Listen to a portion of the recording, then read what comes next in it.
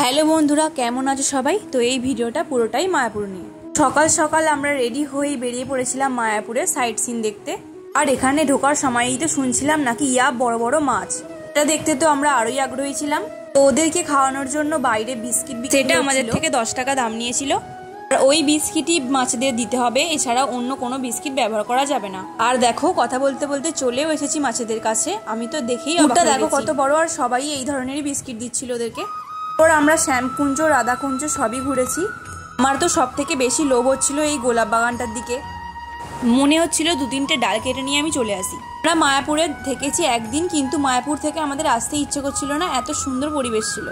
এই যে দেখতে পাচ্ছ চড়া রোদ, কিন্তু এই রোদটা আমাদের গায়েই লাগেনি। তারপর আমরা নিজেদের ইচ্ছা মতো হাওয়া খেতে খেতে একটু ঘুরে নিচ্ছিলাম।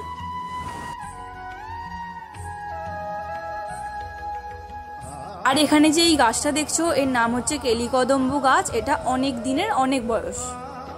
আর এই বক্সের মধ্যেগুলো দেখো, এগুলো সবই হচ্ছে 3D। এগুলো ছিল অনেক, কিন্তু এগুলো এতটাই সুন্দর ছিল যে একটার থেকে চোখ ফেরাতে আমাদের ইচ্ছেই হচ্ছিল না।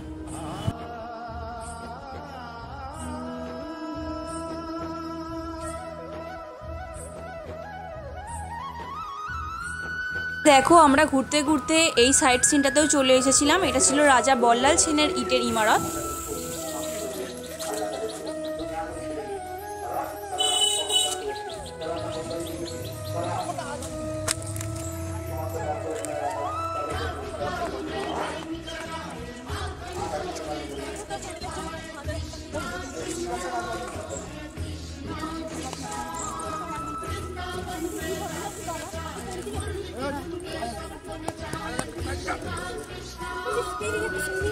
লোকমুখে জানা গেছে যে এটি আরো অনেক বড় ছিল। এখান থেকে ইট আস্তে আস্তে খুলে নেওয়া হয়েছে। ভেতরেও দেখো সুড়ঙ্গটা কত সুন্দর ছিল।